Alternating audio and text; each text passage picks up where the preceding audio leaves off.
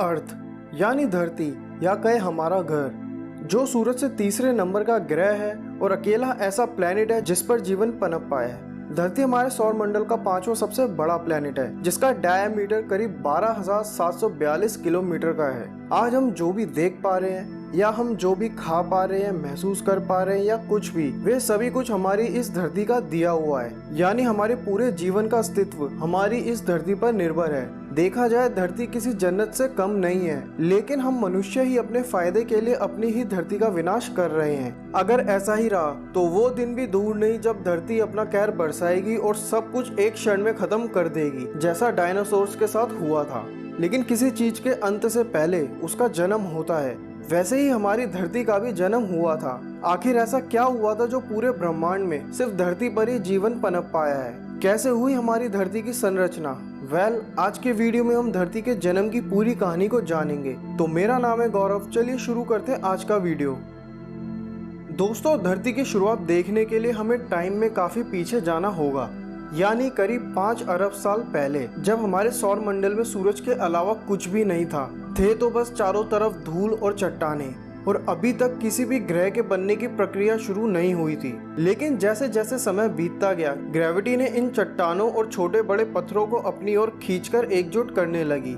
ये प्रक्रिया अगले कई अरब सालों तक चली थी, और फिर ये चट्टाने और धूल आपस में मिलकर एक गोलाकार ग्रह का रूप लेने लगी। उस समय धरती की हालत आज के वीनस से भी बुरी थी, क्योंकि लगातार एस्टेरॉइड्स की बारिश से धरती की सतह पर खोलते लावे के समुद्र बनने लगे थे, जिससे सतह पर टेम्परेचर 2000 डिग्री तक पहुंच गया था। यहाँ पर ऑक्सीजन गैस का नामो निशान नहीं था, थे तो बस कार्बन डाइऑक्साइड, नाइट्रोजन और वाटर वेपर। ऐसी हालत में हम इसे धरती नहीं बोल सकते, क्योंकि इस समय ये ग्रह किसी नरक से कम नहीं था। आज से करीब 4.5 अरब साल पहले अंतरिक्ष से आते हुए करोड़ों एस्टेरॉइड धरती पर लगातार बरस रहे थे। लेकिन बहुत ही जल्द एक चमत्कार भी होने वाला था, क्योंकि इन्हीं एस्टेरॉइड्स में से एक बहुत ही विशाल ग्रह थिया सीधा धरती की ओर आ रहा था। माना जाता है थिया ग्रह का आकार मार्स जितना था, जो सीधा हमारी धरती की ओर 17 किलोमीटर पर सेकंड की स्पीड से आ रहा था, जो कि एक बुलेट की स्पीड से भी 5 गुना तेज थी। और यह वो पल था जब हमारे चांद का भी जन्म होने वाला था। जब यह धरती से टकराया तो इसने धरती के एक हिस्से को ही बाहर धकेल दिया था, और चारों तरफ धूल और चट्टाने स्पेस में बिखर गए थे। साइंटिस्टों का कहना है कि धरती का कोर पहले काफी छोटा था। थिया प्लैनेट के टकराने के बाद दोनों ग्रहों के कोर और मेंटल आपस में मिलकर एक हो गए थे, और अब इन धूल और चट्टानों ने धीरे धीरे एक रिंग के जैसे आकार लेना शुरू कर दिया था, ठीक वैसा ही जैसा आज हम सैटर्न की रिंग को देखते हैं।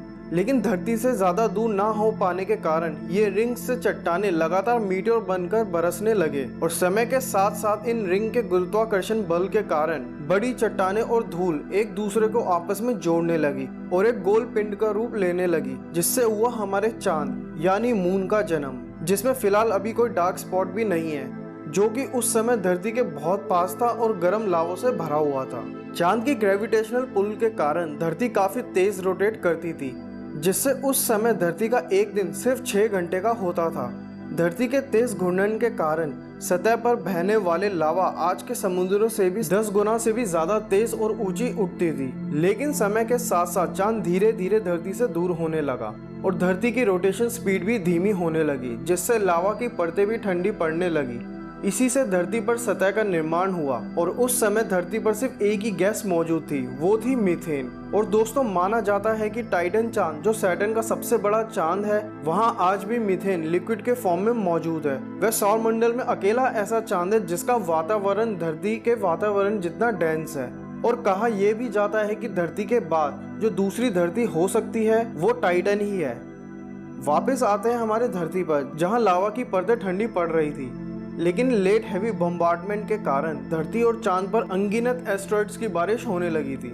अगर आपको लेट हैवी बम्बार्डमेंट के बारे में नहीं पता, तो दोस्तों, लेट हैवी बम्बार्डमेंट में जो ग्रह अपने शुरुआती फॉर्मेशन में होते हैं, उन पर दूसरे ग्रह के धूल और चट्टाने एस्टेरॉइड के जरिए ग्रहों की सतह पर बारिश बनकर गिरते हैं। और माना जाता है आखिरी बार लेट हैवी बम्बार्डमेंट करीब 4 अरब साल पहले हुआ था। लेट हैवी बम्बार्डमेंट के कारण ही धरती पर समुद्रों का निर्माण हुआ था। जी हाँ, करोड़ों एस्टेरॉइड्स में से कुछ मीटेओराइट ऐसे भी थे जो अपने साथ जमी हुई बर्फ की परतें लेकर आए थे, जो धरती पर गिरने के बाद धीरे धीरे धरती के हाई टेम्परेचर के कारण ये बर्फ की परतें पिघलकर पानी का निर्माण करने लगी थी, जो समय के साथ साथ समुद्रों में बदलने लगी। मतलब अब धरती पर समुद्रों के अलावा कुछ भी नहीं था, कहीं पर भी कोई जमीन नहीं थी और ना ही कोई ऑक्सीजन। उस समय धरती जीवन की शुरुआत करने के लिए तैयार हो रही थी।